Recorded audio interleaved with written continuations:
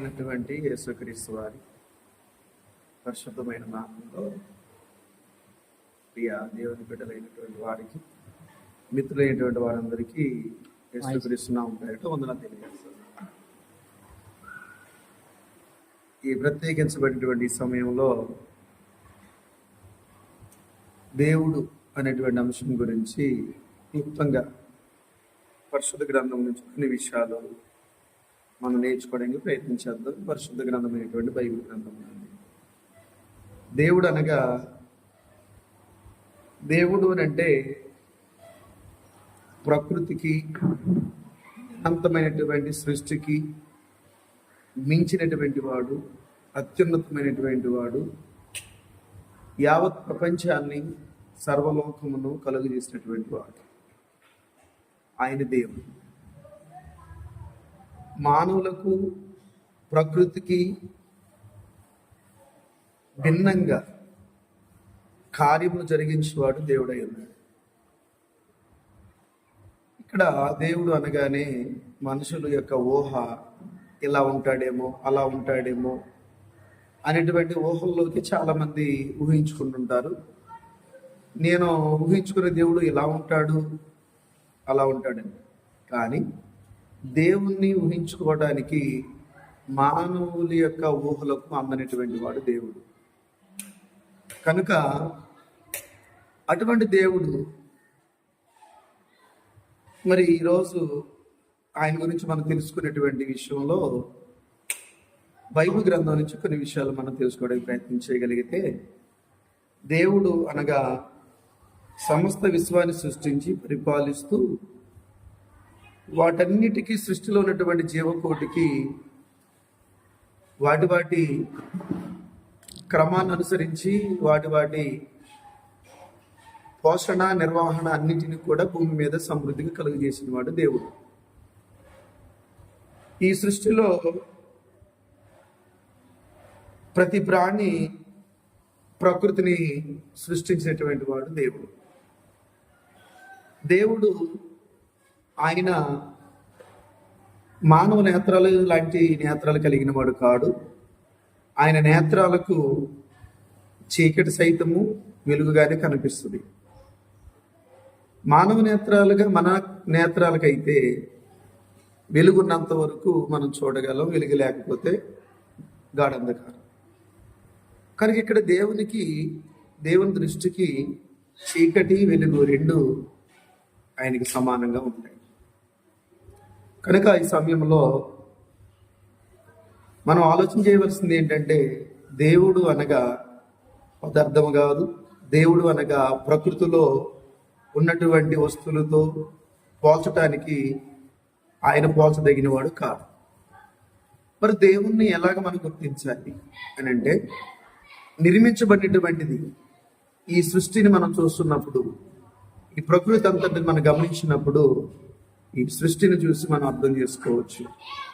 ఉదాహరణకి ఒక cycle, motor cycle, అలాగే ఒక కారు, ఒక బస్సు, ఒక ట్రైన్, ఒక విమానం, వీటన్నిటినీ కలుగజేసిన వాడు మానవుడే. దీనికి వేగం ఎంత ఉండాలని నియమించిన వాడు మానవుడే. కనుక ఇటువంటి మానవుడు తాను నిర్మించినటువంటి ఆ వేగాన్ని ఒక్కోసారి కంట్రోల్ చేయలేకపోతూ ఉంటాడు. ఆ వేగం కంట్రోల్ చేయడానికి అక్కడ ఇవ్వబడినటువంటి వేగము నియంత్రించేటువంటి క్రమంలో నియమించినటువంటి మనిషి సైతము, ఈ మానవుడు సైతము ఫెయిల్ అవుతూ ఉంటాడు. తను తయారు చేసేటువంటి వస్తువు ఒక్కొక్కసారి తన నియంత్రణలోకి రాకపోవచ్చు. కానీ సృష్టిని కలుగజేసినటువంటి దేవుడు ఈ సృష్టిని తన మాట చేత నియంత్రిస్తూ ఉన్నారు.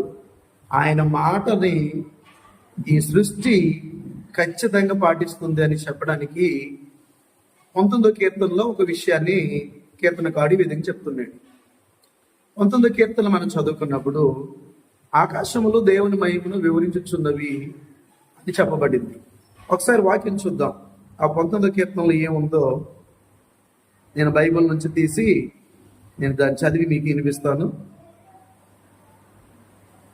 కీర్తన మొదటి వచనం నుంచి మనం చూసినప్పుడు ఆకాశములో దేవుని మహిమను వివరించుచున్నామని అన్నాడు. అంటే దేవుడు అంటే ఇక్కడ మనకు అర్థమయ్యేది ఏంటంటే ఆకాశానికి మించినటువంటి వాడిని మనకు అర్థమవుతుంది. అంతరిక్షము ఆయన చేతి పనిని ప్రచురపరుచుచున్నది అంటే అంతరిక్షాన్ని దేవుని చేతులు నిర్మాణం చేస్తున్నట్టు చెప్తుంది. ఇక రెండవ వచనంకి వచ్చినప్పుడు పగటికి పగలు బోధ చేయుచున్నది, రాత్రికి రాత్రి జ్ఞానం తెలుపుచున్నది. అంటే పగలు వస్తుంది, రాత్రి వస్తుంది, మళ్ళా పగలు వస్తుంది, రాత్రి వస్తుంది. ఈ విధముగా దేవుడు సృష్టిలో పగటిని రాత్రిని దేవుడు ఏర్పాటు చేయటం వలన ఈ పగలు రాత్రులు మార్పు లేకుండా క్రమంగా వస్తూ ఉంది. అందుకనే రాత్రి మనం చూసినప్పుడు ఆకాశంలో అంతరిక్షంలో నక్షత్రాల సముదాయం కనిపిస్తూ ఉంటుంది. పగలు చూసినప్పుడు సూర్యుడు తన వెలుగును మనకి ఉదయింపజేస్తూ ఉన్నాడు. అంటే సూర్యుని యొక్క వెలుగులో మార్పు రాలేదు, నక్షత్రాల యొక్క వెలుగులో మార్పు రాలేదు, పగటికి పగలు మార్పు రాలేదు, రాత్రికి రాత్రి అనేటువంటిది మార్పు రాలేదు. కారణం ఏంటి అని అంటే కింద 3వ వచనం అంటున్నాడు, వాడికి భాష లేదు, మాటలు లేవు, వాటి స్వరం వినబడదు. మనుషుల్లాగా జంతువుల్లాగా ఒక జంతువు అదే సమాజానికంటే అదే జంతువులకు సంబంధించి అది శబ్దం చేస్తే అదే జంతువులు దాని తోటి జంతువులు ఆ స్వరమును ఆ శబ్దాన్ని గుర్తిస్తాయి. అలాగే ఒక పక్షి మాట్లాడితే అది భాషలో అది మాట్లాడినప్పుడు అదే జాతికి చెందినటువంటి పక్షులు ఆ స్వరం యొక్క శబ్దం యొక్క అర్థం ఏంటో తెలుసుకుంటాయి.